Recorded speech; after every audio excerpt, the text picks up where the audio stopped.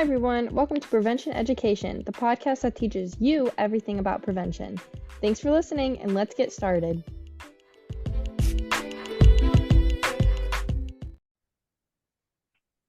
Hi everyone, welcome back to another Prevention Education podcast. As always, I'm your host Kylie, and I am a prevention project specialist at Preferred Family Healthcare Prevention in Kirksville, Missouri. And today I have Chrissy here with me. I don't know, I almost just called you a completely different name, but I have Chrissy here with me. So Chrissy, would you like to introduce yourself?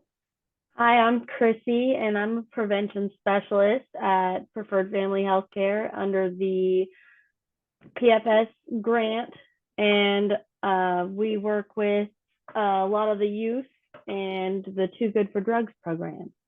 Yes. Yeah. We love having Chrissy on our team. She is amazing with the youth in our community. And so we're just super thankful that she works for PFS. And PFS stands for Partnership for Success. Yeah, and that's just one of the amazing grants that we have in our department. So yeah, so our question of the day or of the episode is, what was your favorite food as a child? My favorite food as a child was popcorn. I would eat it for breakfast. Oh my goodness. Would you add seasonings to it, or would you just eat it plain? Salt. Just really salt? Salty. Yep. Okay. Wow. That's a good one. I think I was just a grilled cheese girl. Wherever we were, I would order a grilled cheese, and I'm still a big cheese person, so it kind of makes sense. But it was grilled cheese. If they didn't have grilled cheese, it had to be chicken nuggets, or else I was throwing a huge fit in that restaurant or wherever we were.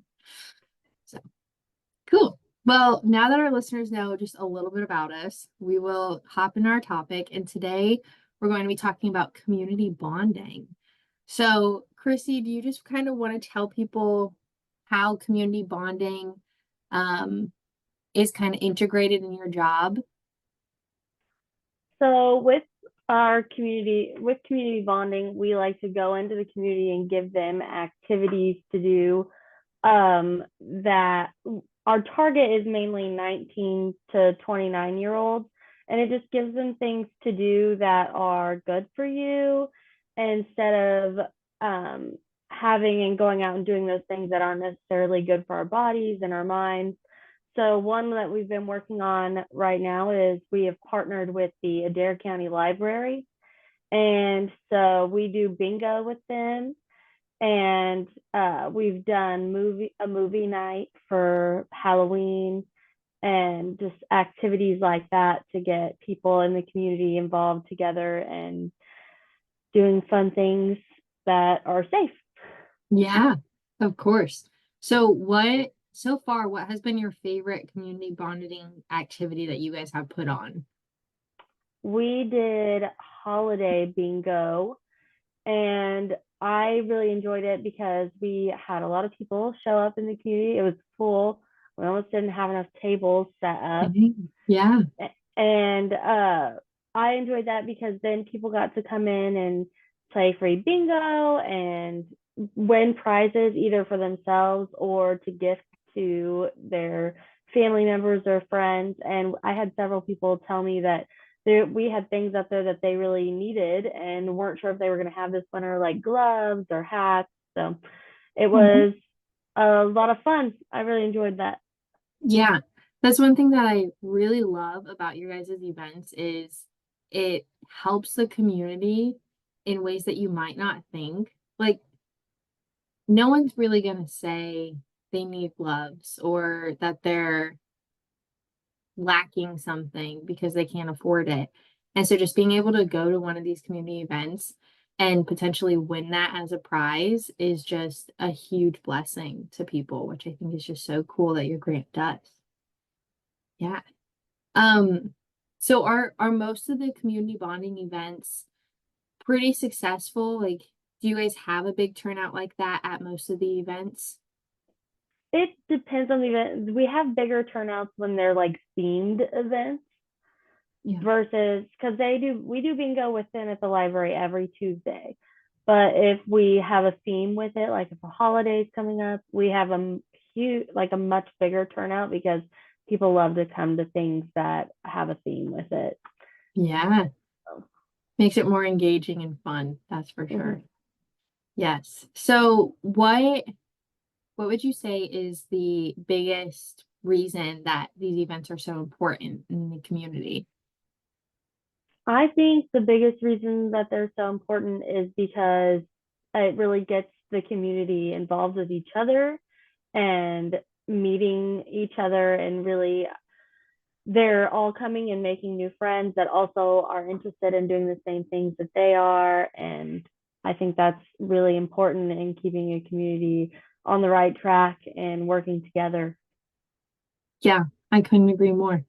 Are they so um for these community events or community bonding events, is it specifically in one area or do you guys branch out to other areas? And what are those areas that you guys are in normally?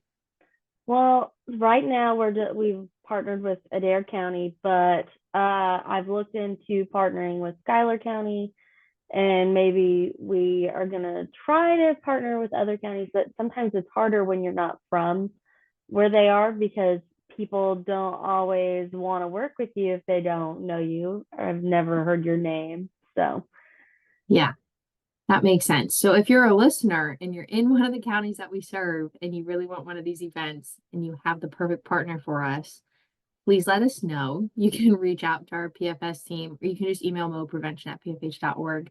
And we are happy to push that on to our PFS team so that they can respond to that.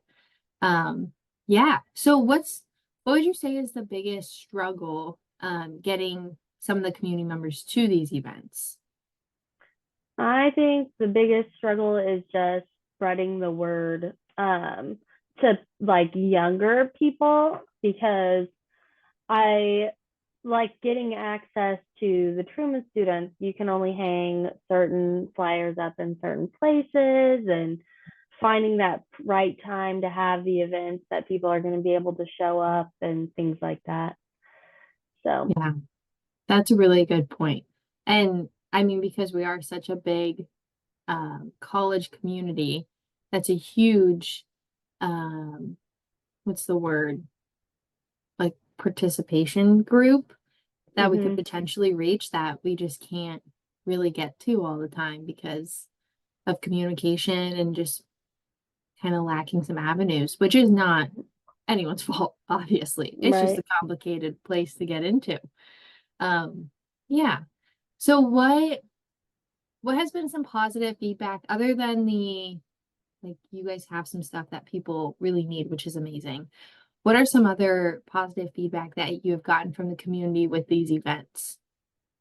Well, we've had people spread the word, and so we started originally in October with helping with holiday bingo, and well, we did a Halloween bingo, and it spread the word, and we had more people show up for December because they had spread the word, and they had invited their friends, and everybody's super thankful to have us there, and we get lots of thanks, and that's really nice.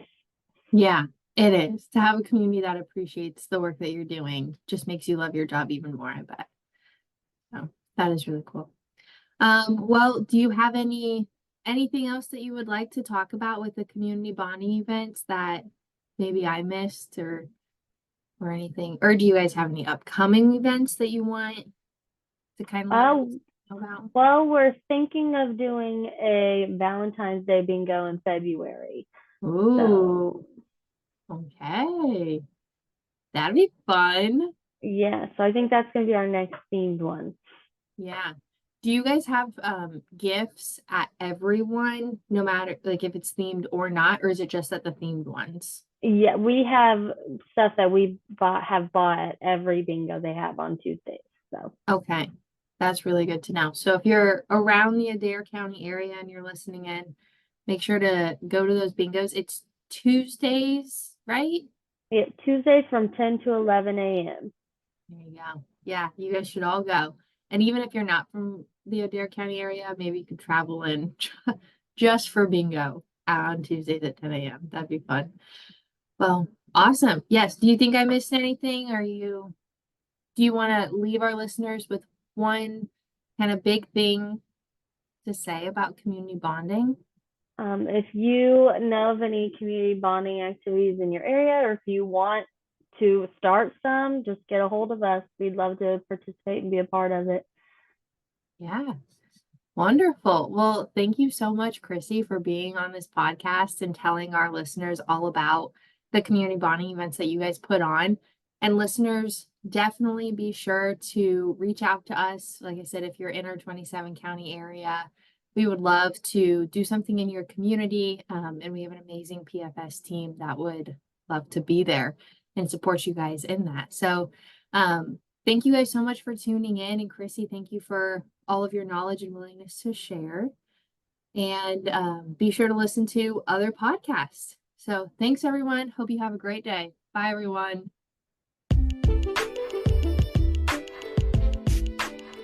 Thank you guys so much for tuning into our podcast. Remember to follow us on social media at PFH Prevention. You can find us on Instagram, Facebook, Twitter, YouTube, and Spotify, and more podcasting platforms. And make sure to email us at moprevention@pfh.org with any questions, and feel free to call us at 660-627-7404. Thanks for joining us, and have a great day.